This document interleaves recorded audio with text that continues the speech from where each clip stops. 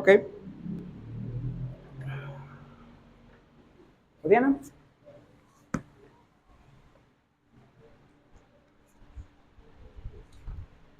Juan 4, 13 al 14.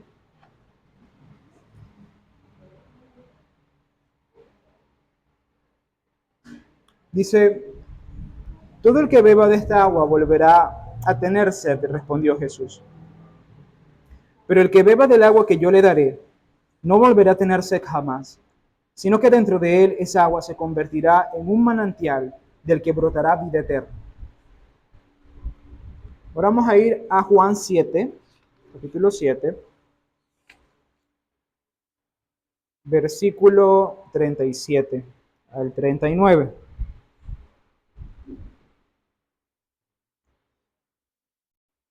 37 al 39 dice, en el último día, el más solemne de la fiesta, Jesús se puso de pie y exclamó, si alguno tiene sed, que venga a mí y beba. De aquel que cree en mí, como dice la Escritura, brotarán ríos de agua viva. Con esto se refería al Espíritu que habría de recibir más tarde el que creyera en él. Hasta ese momento el Espíritu no había sido dado, porque Jesús no había sido glorificado todavía. Ahora vamos a ir al texto de la predicación. Les recuerdo que estamos predicando Éxodo, una serie sobre las 10 plagas de Egipto.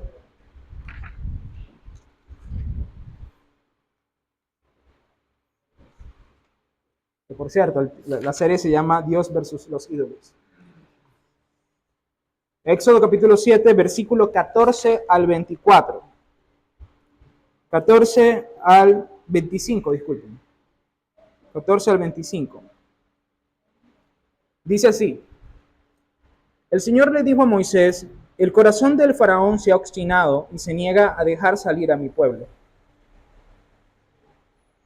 7, 14 al 25.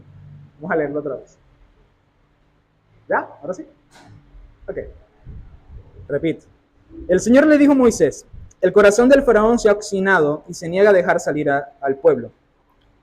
Anda a verlo por la mañana cuando salga a bañarse. Espéralo a orillas del río Nilo y sal luego a su encuentro.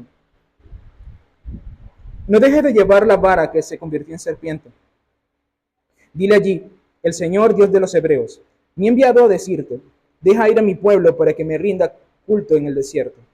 Como no has querido obedecer, el Señor dice, ahora vas a saber que yo soy el Señor. Con esta vara que llevo en la mano voy a golpear las aguas del Nilo y el río se convertirá en sangre. Morirán los peces que hay en el río y el río pestará y los egipcios no podrán beber agua de allí.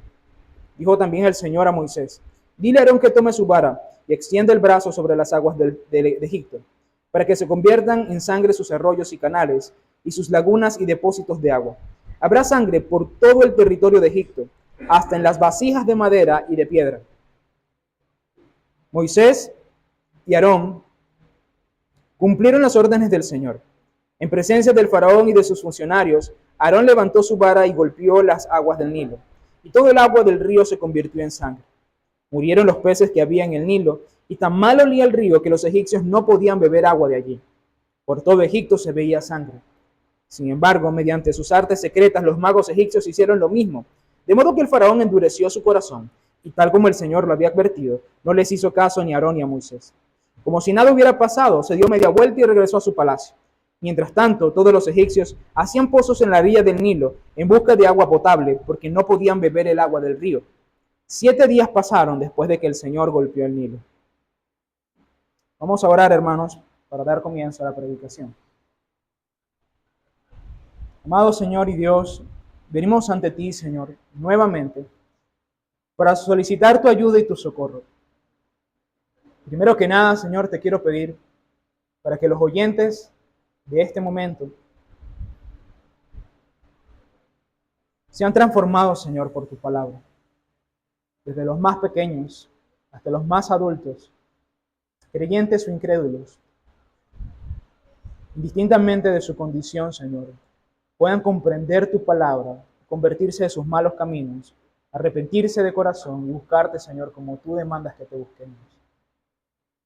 Señor, haz que hoy nosotros te reconozcamos como el único Dios de vida, como el único del cual puede venir nuestra vida, nuestra saciedad. Que tú eres el único, Señor, que puede darnos de beber y saciar nuestra sed en verdad. Te pido, Señor, que me ayudes a mí en particular, que tu gracia me acompañe para hablar como debo hablar, con la inteligencia que debo hablar, con la sabiduría que debo hablar, con el corazón que debo hablar. Haz que tu palabra sea predicada fielmente, Señor, que reconozcamos tu autoridad y tu señorío sobre nuestras vidas. Y que seas tú, Señor, entonces, para cada uno de nosotros, la fuente de vida eterna, del cual fluye vida sin igual. Te lo pido, mi Señor, en el nombre de Jesús. Amén. Muy bien, hermanos, el título del sermón de hoy es el verdadero Dios de vida. Hay momentos en la vida en que algo que nos parecía bueno, algo que nos parecía vivo, algo que nos parecía que nos daba vida, de pronto huele a muerte. Por ejemplo, un trabajo que al inicio para nosotros era como un sueño, no era como el trabajo deseado que todos querían, y ahora resulta que es esclavitud. No vemos el día cuando queremos agarrar vacaciones. Una relación que parecía gran alegría y que estaba llena de amor y de cariño y de pasión, ahora se vuelve angustia. Un proyecto de éxito que nos ilusionaba, que pensábamos que iba a ser la solución de muchos de nuestros problemas, y ahora solo nos deja vacío y no vemos el momento para terminar con él. Y no es que esas cosas, hermanos, sean malas en sí mismas. De hecho, muy probablemente no lo sean. El problema, hermanos, es que nosotros con mucha facilidad hacemos de esas cosas buenas, el centro de nuestra vida y termina convirtiéndose en un ídolo, en un Dios que no debería ser un Dios. Pasan a ser la prioridad de nuestro corazón, pasan a ser la cosa que más valor tiene en nuestra vida y pensamos cosas como que si yo llegara a perder esto, yo creo que mi vida carecería de sentido o en el peor de los casos, mi vida no tendría ya razón de existir. En ese caso, hermanos, cuando pasa eso, la vida o lo bueno se convierte en un ídolo, en un falso Dios. En Éxodo capítulo 7 encontramos algo muy parecido, pero algo a gran escala.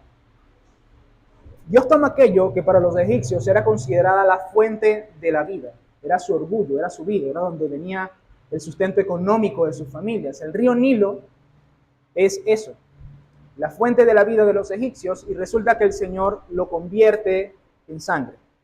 El agua que daba frescura, que era fuente para beber, ahora huele mal, huele a pudredumbre. Solamente trae muerte e incomodidad. El río que era la fiesta, que testificaba la bondad de Dios, ahora testifica el juicio de Dios en contra de los egipcios. El centro de la economía, de la agricultura y de la alegría del pueblo, de pronto se vuelve una señal de muerte y de pobreza. Ahora, ¿por qué Dios hace estas cosas? Dios no solamente hace esto con el Nilo, Dios hace esto con básicamente todos los ídolos. ¿Por qué Dios hace esto? ¿Acaso Dios es cruel? ¿Dios es cruel acaso por quitarles a los egipcios su preciado río y hacerlo sangrar? No. Dios hace esto, hermanos, para desenmascarar la mentira peligrosa que muchas veces nosotros nos creemos. Que la verdadera vida se puede encontrar fuera de Dios.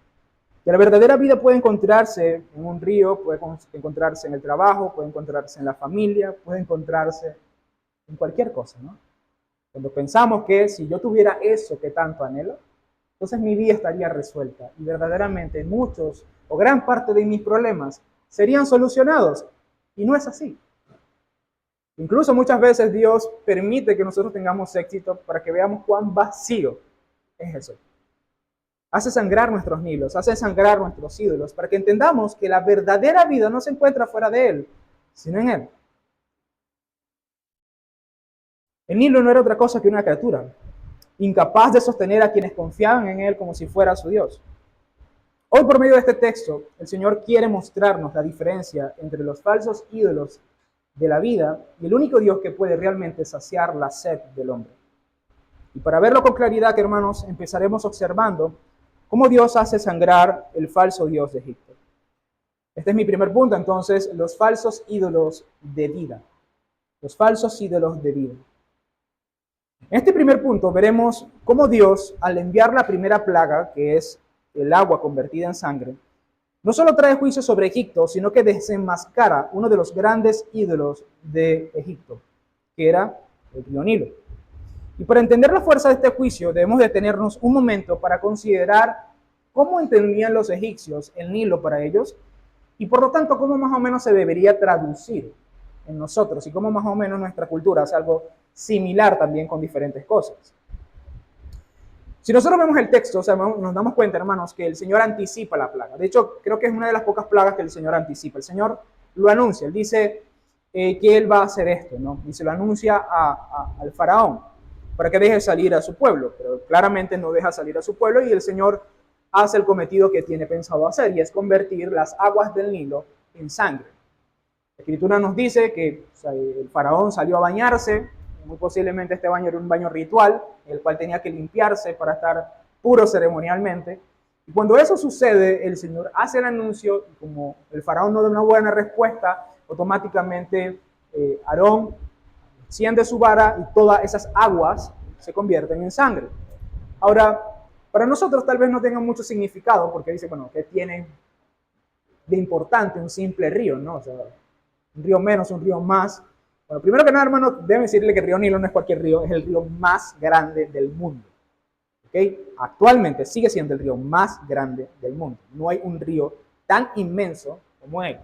De hecho, si usted lo ve a simple vista, de repente puede pensar que es un mar, si no lo enfoca desde el punto de vista correcto. O sea, es un río sumamente grande. Y especialmente, hermanos, en la época en la cual se escribe Éxodo, era un río de vital importancia, de hecho, mucho más importante que lo es hoy en día.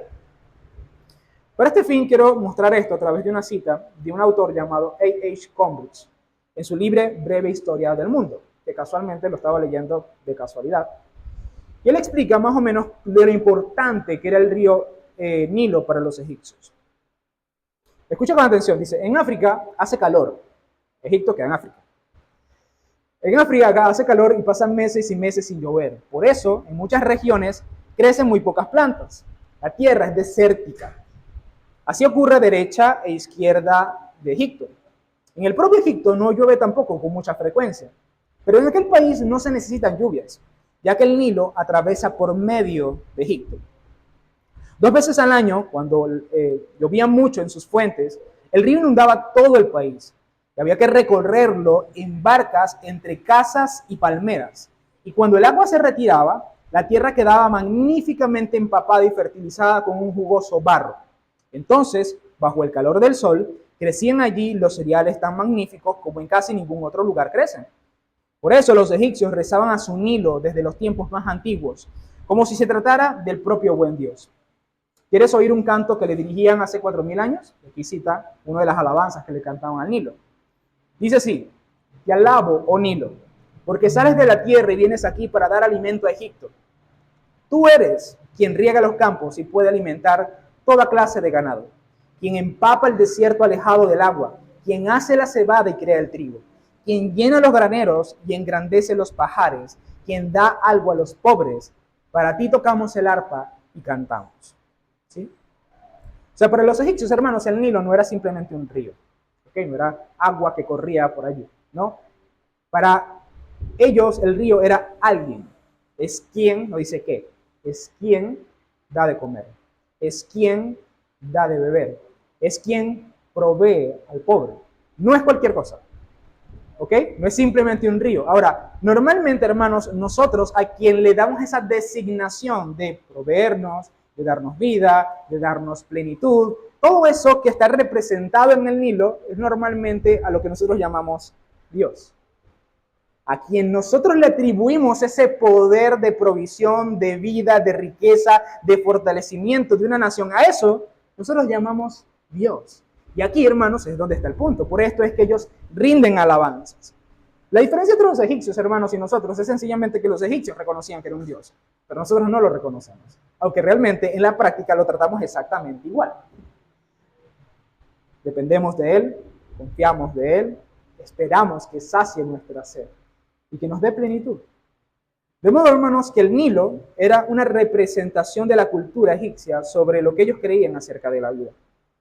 ¿Qué era lo que a ellos le daba vida? En este sentido, hermanos, toda cultura y todo hombre tiene representaciones acerca de la vida. Tal vez no un río, pero tal vez otra cosa de la creación, que es buena, que es necesaria, pero que no tiene ningún poder que pretenden los hombres. En este sentido, hermanos, todos los hombres y todas las culturas tienen sus propios nilos, tienen sus propios ídolos de la vida, cosas en las cuales ellos creen que está verdaderamente la vida. Y aquí la pregunta, ¿no? Ya bajándolo un poco hacia nosotros, llevándolo de Egipto a Valencia. La pregunta es, ¿cuál es el Nilo que nosotros tenemos?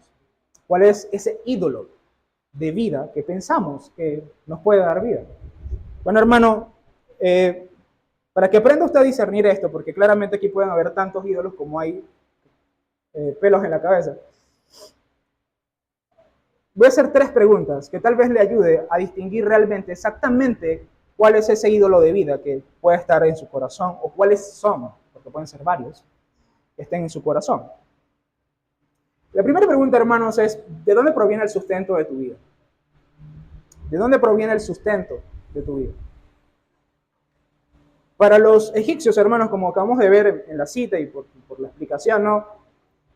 El Nilo, hermanos, no era simplemente un río, era el motivo por el cual había pan, había cebada, había grano, los animales comían, los hombres bebían.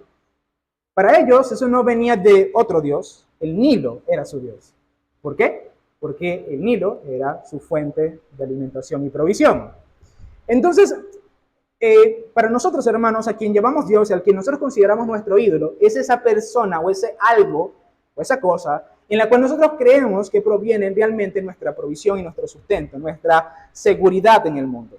Y ahora usted pensará, bueno, posiblemente yo no vea mi trabajo como un ídolo. Ok, está bien. ¿Qué pasaría si usted perdiera su trabajo? ¿Usted se sentiría igual de seguro? Entonces, creo que hay que revisar un poco la situación. Si usted pierde su trabajo, la fuente de ingreso por la cual usted vive, usted empieza a sentir ansiedad. Usted empieza a turbarse en su corazón grandemente. Ojo, hermano, nosotros no somos de piedra, tampoco cree que los cristianos somos como así, no nos pasa nada. Claro que sí, sí nos va a pasar, sí nos vamos a turbar un poco. Pero hay una gran diferencia. Cuando el ídolo de nuestro corazón es nuestro trabajo y cuando realmente confiamos que toda nuestra provisión y seguridad proviene de Dios. Cuando tú tienes muy en claro qué es realmente tu trabajo y no lo entiendes como la fuente de tu vida, sabes que eso puede cambiar, puede variar, pero Dios sigue siendo Dios y Dios sigue siendo el proveedor de tu casa, de tu familia, de tu cuerpo. ¿Realmente qué pasaría, hermano? Piénsalo ciertamente. ¿Qué pasaría si perdieras tu trabajo? Tal vez no pierdas tu trabajo. ¿Qué pasa si perdieras la capacidad de trabajar? Ahí sí, de plano, ya no hay ni lo que te sacie. No tienes medios para sostener. ¿Creerías en Dios, que es el que sustenta tu vida? ¿El que te da la comida y la bebida? Sí nos damos cuenta de que hay ídolos en nuestro corazón y no nos damos cuenta. ¿Qué cree que pensó, por ejemplo, hermano, el egipcio promedio cuando vio que ese río, que era cristalino y hermoso, de repente se volvió rojo? Ellos pensaron acaso, no, Dios, el Dios de Israel nos va a sustentar. No, hermanos, ellos perdieron el Dios de vida. Dice, si esto sigue así y esto no se repara, nosotros vamos a morir. Y ciertamente iban a morir. Pero como veremos más adelante, la vida no viene de Egipto, la vida no viene del Nilo, viene de Dios. Dios es el que sana nuevamente las aguas. Es el que da vida, es el que sustenta la vida. En un segundo, la segunda pregunta es, ¿qué le da sentido a tu vida? ¿Qué es lo que le da sentido a tu vida? En un sentido más personal, el Nilo, hermanos, le daba sentido a la vida de los egipcios. De hecho, era algo que ellos le llamaban Maab, es una clase de Dios. Maab es básicamente la forma como deben ser las cosas. ¿Okay? Para ellos, que existiera el Nilo y que funcionara como funcionaba, que se llenaba 2 veces al año y se subía, todo esto era parte de cómo debía ser las cosas, ¿no? Cómo estaba diseñado el mundo, cómo es que la vida debe funcionar. Bueno, esto tiene que ver con lo que nosotros en la modernidad llamamos el sentido de la vida, lo que debe estar en el orden correcto. ¿Ok? En este sentido, hermanos, el Nilo no solamente prohibía alimentos, sino que daba sentido a la vida de muchas personas. De hecho, proveía economía, proveía labores, oficios y un montón de cosas. ¿Ok? Ahora, así como el Nilo le daba sentido a la vida, así muchas veces hay cosas en nuestra vida que son ídolos que le dan sentido a nuestra vida. Una pregunta básica, hermanos, es, ¿qué pasaría si yo quitara algo específicamente de tu vida? Y si tú pensarías que tendría el mismo sentido vivir. Por ejemplo, supongamos algo muy querido y amado, los hijos. De hecho, los hijos suelen ser uno de los ídolos más fácilmente disfrazados en la vida de hombres y mujeres. ¿Okay? Justificamos todo, ¿no? Por amor a nuestros hijos. Pero ¿qué pasaría si nuestros hijos desaparecieran? Quiera Dios, eso no pasa. ¿Okay? Dios guarde a sus hijos, hermano y hermana. Yo no estoy procurando el mal para usted. Pero ¿qué pasaría, hermanos, exactamente eso? ¿Qué pasaría, por ejemplo, si usted no tuviera a su esposo o a su esposa o a su familia? Por ejemplo, ¿qué pasaría conmigo si yo dejara de ser pastor? Mi vida seguiría teniendo sentido. Seguiría teniendo las mismas fuerzas para vivir y para esforzarme. Seguiría viviendo con el mismo ímpetu y de la misma manera. ¿Qué es lo que le da sentido a tu vida? ¿Por qué te levantas cada mañana? ¿Por qué razón tú consideras que estás en este mundo y quieres vivir en este mundo? Tú puedes pensar, bueno, mis hijos, puede ser mi familia, puede ser el éxito, puede ser porque quiero alcanzar riquezas, puede ser un montón de cosas, cosas que impulsen tu vida. Eso es un ídolo. Dios tiene que ser el sentido de tu vida. ¿Por qué? Porque, hermanos, cualquier cosa puede cambiar, cualquier cosa puede desaparecer.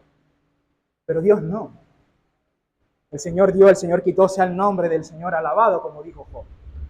Si Job fuera hecho de su esposa y de sus hijos y de sus riquezas, el sentido de su vida, hermanos, Job se fuera lanzado por bueno, no sé si habían puentes en ese momento, pero se fuese lanzado por un despeñadero, por lo menos. Pero nosotros no vemos que no solamente él hizo eso, sino que además él se mantuvo íntegro en toda la conversación de Job, capítulo 3, creo, hasta el capítulo 38. O sea, básicamente toda esa conversación lo mantuvo íntegro, reconociendo que aunque me matare, en él esperaré. Y esto es lo que nosotros debemos entender, hermanos. Un ídolo es lo que le da sentido a tu vida. Ahora, la última pregunta, y esta pregunta creo que es una de las más importantes, es, ¿qué te hace realmente sentir vivo? Y esto lo digo porque con el Nilo, hermanos, no solamente estaba el tema de la alimentación y el propósito, sino que también había toda una algarabía alrededor de él. Cuando 2 veces al año las aguas subían y venía la parte de la siega donde todo estaba fertilizado, etc. Como en muchas otras culturas, lo que había en ese momento era fiesta, ¿no? Había abundancia de grano, por lo tanto había abundancia de comida, había abundancia de vino, por lo tanto había abundancia de fiesta, había abundancia de ganado, por lo tanto había abundancia de carne, y todo era fiesta tras fiesta tras fiesta. Por eso es que alababan al Nilo, porque le daban muchas cosas buenas por las cuales disfrutar y complacerse, satisfacer sus placeres, ¿ok? Y esto, hermano, es uno de los ídolos, yo creo que más fuertes en la actualidad, porque lastimosamente, hermanos, muchas veces nosotros estamos atados a ciertas cosas, no tanto porque creamos que nos sustentan, porque le dan sentido a la vida, sino precisamente porque nos dan placer. Y en esto, hermanos, puede entrar un montón de cosas. Es todo aquello que nosotros disfrutamos, y cuando lo disfrutamos decimos, esto sí que es vida. No, hermanos, eso no es vida. La vida se encuentra en Cristo Jesús y en su Evangelio. Y en este sentido, hermanos, pueden hacer muchas cosas. Puede ser la comida, puede ser el sexo, puede ser compras, esa emoción, ¿no?, constante de comprar cosas y de tener cosas. Salir y viajar y ver y conocer cosas. El entretenimiento, ver series, ver cosas, ¿no?, en redes sociales, reírnos un buen rato con videos chistosos y todo eso. Son cosas, hermanos, que si no las tenemos, sentimos que la vida es insípida, como que carece de sabor, como que si yo no tengo esto, mi vida es insalubre, es muerta, es seca. Si yo no tengo esto, realmente yo no me siento vivo. Necesito esto para sentirme vivo, ¿sí? Necesito esto para que mi corazón lata. Si no lo tengo, entonces La vida pierde sensación, pierde sentido, ya no pareciera que estuviera vivo. Y la pregunta clave aquí es, ¿qué pasaría si yo quitara algo que tú sientes mucho placer, que te da placer? Que te lo quitara por largo tiempo o permanentemente. ¿Podrías vivir, no solamente vivir, ser feliz sin eso? Por ejemplo, hermanos, en mi caso, para mí tiene mucho sentido este tema porque yo sé que tal vez es un tema que la gente no entiende mucho, pero trato siempre de expresarlo de forma que la gente lo entienda. En mi adolescencia, hermanos, mi gran ídolo fue hacer música. Yo cantaba rap. Y modestia aparte, yo era muy bueno. Modestia aparte, yo en serio era muy bueno en lo que hacía. De hecho, cuando me convierto a los 17 años, ya yo tenía la invitación de grabar un disco completamente gratuito. O sea, me iban a financiar. Y era, uno, lo que le da sentido a mi vida. Dos, era lo que me daba muchísimo placer. Y ahí es que yo entendí que me gusta hablar en público. Y al mismo tiempo, hermanos, era lo que por lo menos yo esperaba me diera sustento en algún momento. ¿Ok? Pero llegó un momento a los 17 años donde grabando en un lugar en Maracay, no recuerdo cómo se llama, un estudio de música en Maracay, grabé bien, todo fino, chévere, me felicitaron y todo, pero cuando yo llegué a Guacara, yo me sentí sumamente vacío, hermano. Sumamente vacío, como no tienen ni idea de lo vacío que me sentí. A partir de ahí duró como un mes con una crisis existencial que para mí creo que ha sido la época más difícil del mundo. Usted dirá, bueno, era un chamito de 17 años, pero para mí fue un evento muy serio. Hasta pensé que yo no era creyente en ese momento, que me estaban atormentando demonios. Incluso, tal vez no consideré el suicidio, pero creo que si fuese sido así, lo fuese considerado con toda esa seriedad. Porque sentí que toda mi vida no había tenido ningún tipo de sentido, que el placer que me generaba eso no tenía ningún sentido, la verdad. Rechazaba totalmente eso. Ahora, llegó un punto que Dios quiso llamarme a su casa, llamarme a su comunión. Y una de las grandes cosas que yo tuve que tomar una decisión sumamente dolorosa es, tengo que tomar este ídolo y quebrarlo. Mi vida no puede depender de esto. Mi placer no puede depender de esto. Mi sentido de vida no puede depender de esto. Automáticamente, hermanos, no solamente fue que yo dejé mi carrera musical, sino que yo no escuché rap, sino como hace 3 años atrás. Porque ni siquiera quería escucharlo, ni siquiera lo escuchaba. ¿Ok? Y el punto es que a través de eso yo entendí, hermano, que ya podía vivir sin eso. Y que mi vida podía tener sentido, placer, significado, porque ya no tenía eso. Ahora, ¿qué pasaría igualmente contigo? ¿Qué pasaría si Dios te quitara aquello que te da tanto placer, aquello que tanto te gusta, aquello que tanto deseas? Incluso, hermanos, pueden haber ídolos en este sentido que tengan que ver con la religión. O sea, por eso digo, yo incluso qué pasaría conmigo si Dios me quitara el ministerio. ¿Mi vida seguiría teniendo sentido? ¿Hallaría placer en la vida? ¿Cuáles son tus ídolos? ¿Cuáles son los ídolos donde viene la vida? ¿Cuáles son tus nilos? Lo grandioso, hermanos, es que Dios los hace sangrar muchas veces para que nosotros los desmintamos y comprendamos que allí no se encuentran. El segundo punto que quiero tratar con ustedes es la imitación de los ídolos de vida. Algo que nosotros notamos, hermanos, en esta serie de textos en Éxodo, desde el capítulo 7 hasta el capítulo 12, una de las cosas que nosotros encontramos es el hecho de que continuamente aparecen imitaciones de los portentos de Dios. ¿Ok? Vimos, por ejemplo, la semana pasada que aparecía la serpiente de Aarón y después aparecieron las serpientes de los 2 hechiceros. Bueno, hoy aparecen nuevamente las imitaciones de los poderes de Dios o las imitaciones de Dios en este caso. Es interesante ver esto porque los ídolos muchas veces son esto, una imitación de lo que Dios ya es. Muchas veces un falso concepto de Dios es exactamente eso, un ídolo que es una imitación de Dios. ¿Ok? Y en este sentido, hermanos, nosotros vemos que nuevamente aparecen los hechiceros, Faraón llama a sus hechiceros y después de que Aarón y Moisés conviertan el agua en sangre, automáticamente aparecen estos hombres y hacen exactamente lo mismo. Y esto podría parecer que, bueno, wow, ellos también hacen el mismo portento, pero realmente lo que ellos están haciendo perdóname la palabra, es una soberana estupidez. ¿Ok? ¿Por qué? Porque, hermanos, al hacer esto, ellos estaban sencillamente agravando más el problema de los egipcios. En el caso de Dios, cuando Dios hiere las aguas y las convierte en sangre, la vida se hace imposible, la economía se hace imposible, la presión y la ansiedad que sentían los egipcios no era absolutamente normal, era una situación muy difícil para ellos. De hecho, la escritura es tan explícita que nos dice, hermanos, que ninguna de las aguas del Nilo podían beberse y que incluso las que estaban guardadas, estancadas, las tinajas de las casas, se convirtieron también en sangre. Imagínense, por 7 días, esa nación sin tener agua. Hermano, nosotros sabemos qué significa no tener agua. Pero ellos la vieron mucho más difícil que nosotros. Mucho más difícil que nosotros, hermanos. Nuestra situación es muy poco en relación a ellos. Ahora, ¿qué fue lo que hicieron ellos? ¿Ellos acaso levantaron sus varas para solucionar el problema? No. Ellos llegaron y hicieron exactamente lo mismo, empeorando el problema y trayendo más calamidad hacia el pueblo de Egipto. Ahora, esto, hermano, yo creo que es una buena ilustración para entender cómo muchas veces funcionan los ídolos. Los ídolos, hermanos, traen consecuencias y lo que hacen muchas veces es empeorar la situación. Y esto es curioso porque más o menos creo que ilustra cómo funcionan los ídolos en el corazón de nosotros, ¿no?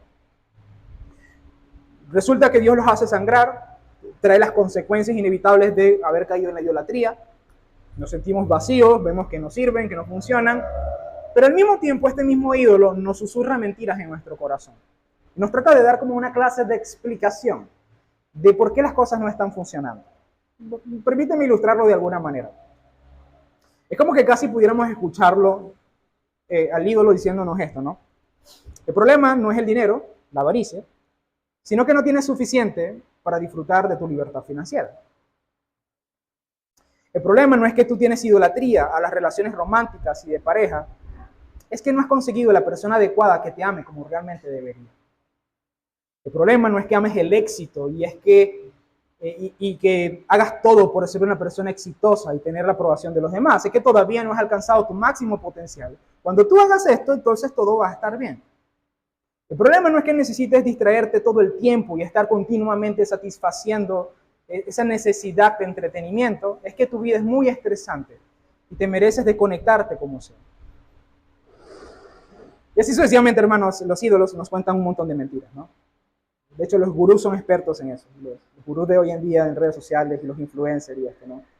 No es que la psicología no funcione para los problemas del alma, es que no has ido al psicólogo adecuado. ¿Ok? Me recuerda una atea en Londres que dice que duró 2 años en terapia porque sentía un terrible vacío existencial.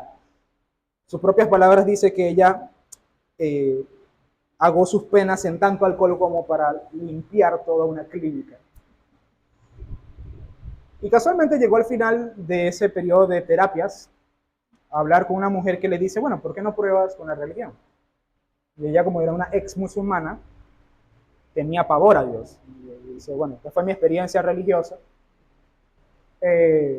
Un Dios misógino, un Dios cruel, un Dios, etcétera, y yo no quiero tener nada que ver con ese Dios. Entonces ella, bueno, hagamos el siguiente ejercicio. Si tú tuvieras que dibujar un Dios que podría satisfacer tus necesidades existenciales, ¿cómo sería ese Dios? Un Dios personal, un Dios que es amor, un Dios que se sacrifica. Y así sucesivamente ella empieza a describir el Dios de sus sueños, el Dios que ella necesita en su alma. La psicóloga, que lo más seguro no era cristiana ni de cerca, le dice, yo creo que ese Dios que tú estás describiendo es el Dios cristiano. Y dice, ya que yo cuenta como que, ¿en serio? ¿Sí? ¿Por qué no vas a una iglesia? Me da risa porque es un ateo predicando el otro ateo. Ella dice que ella cuando llegó a la iglesia y entendió las escrituras y vio todo esto, dejó de ir al psicólogo. Dejó de ir al psicólogo. ¿Okay? Y esto es lo que muchas veces hacen los ídolos, hermanos. Nos cuentan mentiras y mentiras y mentiras y mentiras y siguen fallándonos y siguen fallándonos y siguen fallándonos. pareciera que no nos cansáramos de que nos sigan fallando. No nos dan vida, son imitaciones. Es como dice, hermanos, el Señor en Jeremías 2, capítulo 13, que son cisternas que no retienen agua. Jeremías capítulo 2, versículo 13 dice, porque dos males ha hecho mi pueblo, me dejaron a mí fuente de agua viva, y cavaron para sí cisternas rotas que no retienen agua. Esos son los falsos ídolos, cisternas que no retienen agua. Por un momento puede parecer que tienen, pero al día siguiente están vacías. ¿Y sabe por qué, hermano? Nosotros continuamente necesitamos ir una y otra vez beber de los ídolos, porque no sacian la sed. Porque no pueden saciar la sed. Pero Dios dice, yo soy fuente de agua viva. El que bebe de mí, de su interior correrán ríos de agua viva. Y nadie tendrá sed jamás. Y eso, hermanos, eso es lo que hacen los ídolos. Los ídolos te dan sed y bebes y bebes y bebes y no sacian a nadie. Y piensas que estás haciendo bien, pero lo que estás haciendo es cayendo en la vil mentira de los ídolos. Una de las grandes cosas, hermanos, que desmienten los ídolos, y creo que es una de las buenas maneras de entender y caer en cuenta realmente hacia dónde estamos dirigiendo en nuestra vida, es a través de la muerte. Y esto lo saco, hermanos, del hecho de que el Nilo se suponía que era un símbolo de vida, y Dios, al herirlo y llenarlo de sangre, lo hace un símbolo de muerte, porque eso es lo que es la sangre, un símbolo de muerte. Lo que me hace pensar, hermanos, precisamente cómo la muerte termina desmintiendo los ídolos. Para que usted un ejemplo, hermanos, hay un escritor que tal vez usted lo conoce, si sabe algo de literatura, es León Tolstoy. ¿Okay? León Tolstoy es uno de los escritores rusos más importantes de la historia. ¿Okay? Bueno, Tolstoy, que al final de su vida terminó siendo cristiano ortodoxo, disfrutó, hermanos, de los ídolos de la vida que cualquiera quisiera tener, ¿no? Tuvo éxito, tuvo dinero, tuvo riquezas, tuvo placeres. Y, hermano, en aquella época, ahorita no tanto, pero en aquella época, hermano, ser un escritor célebre era ser como un rockstar. ¿Ok? Era ser la gran maravilla del mundo. ¿Por qué? Porque en aquel tiempo no había televisores ni nada por el estilo. Si tú eres una persona famosa, era porque eres un escritor famoso. Y Tolstoy tuvo todas estas cosas. Placeres, tuvo dinero, tuvo reconocimientos. Todo lo que cualquier hombre o mujer hubiera que necesitar en la vida y decir, bueno, si tengo esto, mi vida tendrá sentido y mi vida realmente será viva, ¿no? Bueno, hermanos, alrededor de los 50 años, Tolstoy comenta que hubo una pregunta que lo lleva casi al borde del suicidio. Y él en su libro Confesión dice lo siguiente, la pregunta es más o menos esta. ¿Qué resultará de lo que hoy haga? ¿Qué pasará de lo que yo haga mañana? ¿Qué resultará de toda mi vida? Para Tolstoy, la muerte hacía que todos los éxitos y todos los placeres perdieran sentido. Y es que verdaderamente es así, hermanos, nada permanece. ¿Qué será, hermanos, de todo eso por lo cual nosotros nos esforzamos tanto y dedicamos toda nuestra vida? ¿Qué será de eso que nosotros nos esforzamos tanto y al final va a desaparecer? Nos matamos por tener buenos trabajos y tener buenos ingresos, como que si pudiéramos llevarnos algo al mundo, ¿no?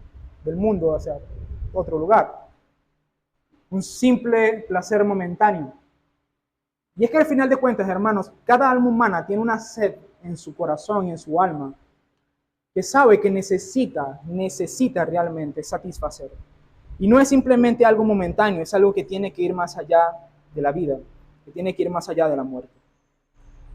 Y esta fuente, hermanos, esta agua, solamente la encontramos en Dios. El Señor es el que da agua inagotable, es el que da sentido a la vida, es el que le permite a los hombres debajo del sol que todas sus obras y lo que hacen trascienda más allá de la muerte y tenga algún tipo de recompensa cuando no estemos en este mundo. Las imitaciones, hermanos, no. Las imitaciones simplemente nos van a dejar decepcionados. Y esto es lo que nosotros tenemos que evitar. Evitar pensar que debemos satisfacer nuestra sed en esos ídolos vanos. Por eso es que debemos entender lo que Éxodo y la Biblia nos muestran. Dios, el Dios de Israel, es el verdadero Dios de vida. Y este es mi último punto, el verdadero Dios de vida. El pasaje nos muestra, hermanos, que este Dios, el Dios de Israel, que está haciendo estos milagros, estos portentos, es el verdadero Dios de vida. La Biblia siempre lo llama fuente de agua viva y nos promete darnos esta realidad en nuestras vidas. Y esto lo vemos en el texto, porque a diferencia de los hechiceros y sabios de esta historia, el Señor, luego de 7 días, hace que el Nilo vuelva a la normalidad. Es decir, este Dios hirió el Nilo y lo llevó a la muerte, y después hizo que este Nilo resucitara para dar nuevamente vida a los egipcios. Hermanos, esto ilustra, hermanos, que no solamente Dios es el Dios que da vida a los israelitas, a los creyentes, hermanos, que Dios da vida a todo, incluso a los animales. El Señor es el que hace que la tierra sea regada, es el que hace que las personas prosperen. Y esto es lo que mucha gente a veces no entiende. Aunque tú no seas cristiano, tu vida depende de Él. Él es el que te da vida, es el que hace que el sol salga sobre tus hijos, es el que salga sobre tu familia, es el que hace que respires. Este aire que respiras es prestado, no es tuyo, es por el cual estás vivo. Y esto nos muestra, hermanos, que Dios es el verdadero Dios de vida, no solamente porque da el Nilo, sino porque puede restaurar el Nilo. Puede hacer que aquellas cosas que son buenas, que nosotros en nuestro pecado los convertimos en nuestros ídolos, vuelvan a tener el sentido que realmente tienen que tener en la vida de las personas. Por lo menos los egipcios podían entender en este momento creo que nos pasamos con el Nilo y creo que no era verdaderamente un Dios y que el verdadero Dios es el Dios de Israel y el único que puede hacer que el Nilo funcione. Por lo menos no debería convenir, ¿no? No adorar el Nilo, sino solamente adorar a este único Dios, que es el que nos puede secar en cualquier momento. Eso es lo que nos transmite esta idea, y es el hecho de que Él es el verdadero Dios de vida. Y no solamente me refiero, hermano, en términos espirituales, es en todos los términos que usted pueda pensar. Es el único que puede dar verdadera prosperidad. Dice el Señor, prospera sin añadir tristeza al hombre. Que puede dar sentido a una vida próspera. Es el único que puede dar sentido a una vida matrimonial rica. Es el único que puede dar sentido. Hermano, nuestra vida solamente puede tener sentido cuando estamos a merced del Dios de la vida y no entregándonos a los ídolos vanos. Cuando nosotros entendemos esto, entonces todo cae en su lugar. Y puede ser que el egipcio promedio no entendiera esto, pero para Israel esto tenía que quedar claro. Era como si Dios estuviera afirmando que en su mano estaba la vida y la muerte, la enfermedad y la salud. Por lo tanto, idolatrar las cosas buenas de la vida no tiene ningún sentido. Adorar a Dios, eso tiene sentido. Y es interesante porque precisamente el mensaje que empieza con esta serie, o el mensaje que empieza con cada plaga es, deja salir a mi pueblo para que me adore. Lo que Dios está poniendo en el horizonte es, no le rindas adoración a esos ídolos. Ríndeme adoración solamente a mí, porque yo soy el único digno de adoración. El Señor le dice al faraón, y conocerás que yo soy el Señor Dios. Y eso es lo que nosotros conocemos a través de estas cosas. De modo, hermanos, que en un sentido amplio, Dios es la única fuente legítima de vida para el hombre. Es lo único que puede dar sentido verdadero al hombre. Es el único que puede dar sentido a la vida. Es el único que puede dar sustento. Es el único que puede, con el tiempo, hacernos sentir realmente vivos, incluso superando la presión y la prueba de la muerte. Él es la fuente de la vida eterna. Hermanos, nosotros no deberíamos confiar en nuestras habilidades, en el mercado, en el país, en nuestros títulos, como cual Nilo, pensando que de ellos viene nuestro sustento y nuestra prosperidad. Nuestro sustento y nuestra prosperidad proviene del Señor. Él es el que nos sustenta. Él es nuestro pastor. Él es nuestro sustentador. De Él es que viene la riqueza, hermanos, y de Él es que viene la pobreza. El Señor es quien con su mano bondadosa nos va a hacer comer y nos va a hacer beber. Es el que hace que el Nilo vuelva a funcionar y es a quien debemos buscar para que eso ocurra. Hermanos, el mismo sentido de la vida también proviene solamente de Dios. Dice la Escritura, hermanos, en Colosenses, que todo fue creado por Él y para Él. Tú fuiste creado para Él. Y tu vida no va a tener sentido hasta que Él esté en el centro y no los ídolos. La única forma donde la vida puede tener sentido es que busquemos al Creador que nos hizo para cumplir ese sentido. Él es el verdadero Dios de vida porque es el único que puede darle vida y sentido a la vida. Todas las cosas, hermanos, que nosotros tenemos solamente pueden encontrar sentido en Él. Y ese anhelo de sentirnos vivos, de encontrar placer y satisfacción en esta vida, hermanos, se encuentra de una manera adecuada y correcta en Dios. Los ídolos siempre nos llevan a los extremos, a destruirnos, a hallar placer mientras que al mismo tiempo recibimos las consecuencias de ese placer. Pero en Dios, hermanos, se encuentra un deleite que satisface el alma y enriquece al hombre. En Dios se encuentra un placer que nada en el mundo puede satisfacer. Nos dice, hermanos, que la Escritura, que Él es la fuente de todo bien. Por lo tanto, es el bien superior. O sea, si hay algo que es placentero en el mundo, Dios es mucho más placentero que ese algo, porque Dios es mucho más bueno que eso. Entonces, el verdadero Dios de vida es el Señor nuestro Dios. Hermanos, nosotros no podemos satisfacer nuestra sed si no lo hacemos yendo a Dios, satisfaciendo nuestra sed en Él. Hay un caso que me gusta mucho, que es el caso de Agustín de Hipona. Agustín de Hipona es un teólogo que es tan importante para los católicos romanos como tan importante para los protestantes. Ahora, lo curioso de Agustín, hermanos, es su vida antes de ser cristiano. ¿Cómo es que alguien como él llegó a ser un cristiano tan importante en la historia de la iglesia? Y es el hecho de que Agustín buscó satisfacer su sed en los nilos de este mundo. Lo trató de hacer a través de la filosofía, llevando a la especulación y a los pensamientos y estudiando a los filósofos paganos. Trató de hacerlo a través de una vida promiscua y bastante activa sexualmente. Un hombre que dejó hijos por varios lugares. Y finalmente, hermanos, lo trató de hacer a través del éxito intelectual. Él fue un intelectual de su época de gran calaña, alguien que quería codearse con las universidades y en los círculos intelectuales de su época, y de hecho lo tuvo. Pero al final de su vida, hermanos, cuando él, después de convertirse, y él escribe uno de sus tratados más íntimos, que es el Tratado de las Confesiones, donde él habla de su infancia, habla de su conversión y habla de su ser, él dice en una parte, que es una cita que yo amo, es: nos hiciste para ti, Señor. Nuestro corazón está inquieto hasta que descanse en ti. Y esto, hermanos, siento que realmente describe la naturaleza humana como ninguna otra cosa en el mundo. Nuestro corazón está inquieto hasta que no descanse en ti. Dicho eso, hermanos, la sed que nosotros como seres humanos tenemos, esa sed, ni siquiera todo el agua del Nilo la puede saciar. Solamente Dios puede saciarla. Y entonces a veces cuando queremos ciertas cosas, cuando estamos inquietos, tenemos como algo en nuestro corazón que hace falta. ¿A dónde vamos, hermanos? Prendemos el televisor, queremos salir afuera, vemos en la cuenta cuánto nos queda, a ver si nos compramos algo. O vamos a Dios en oración.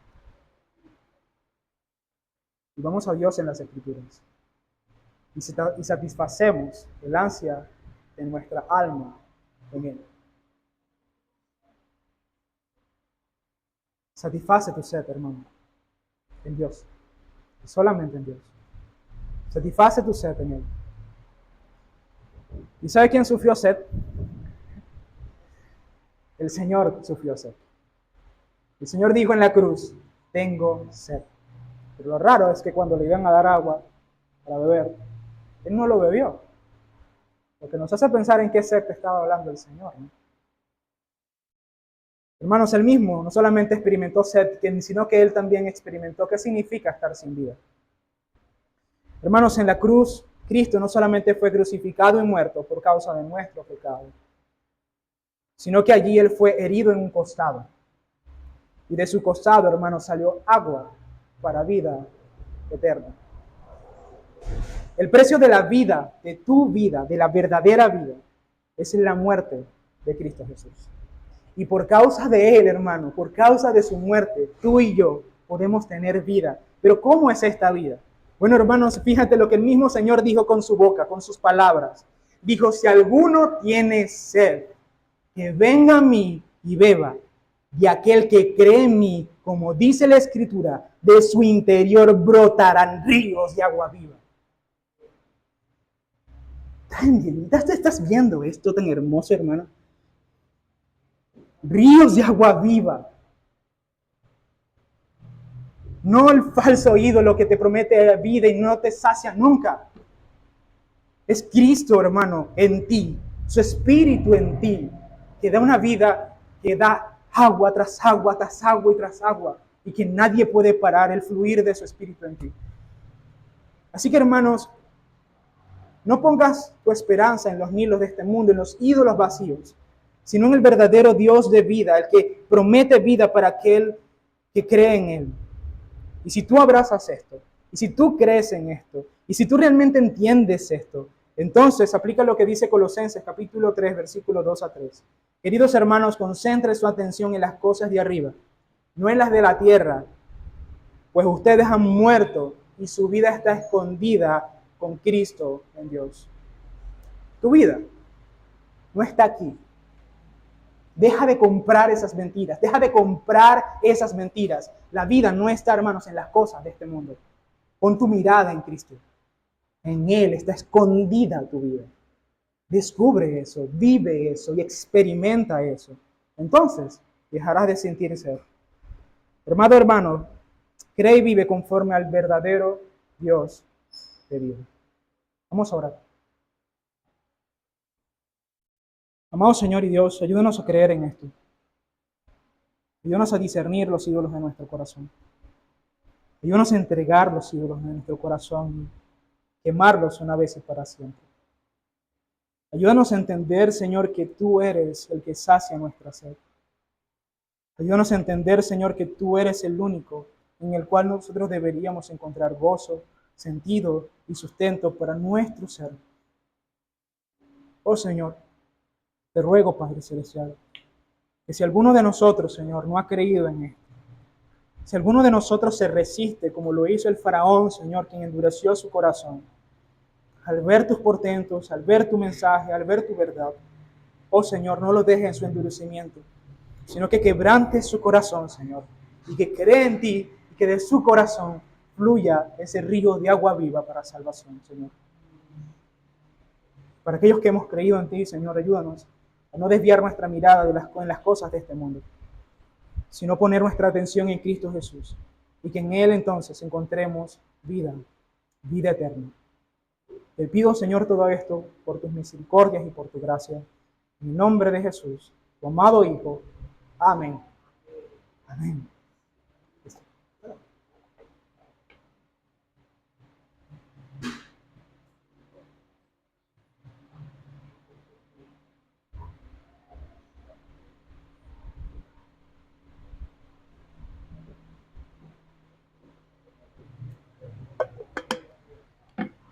Ok.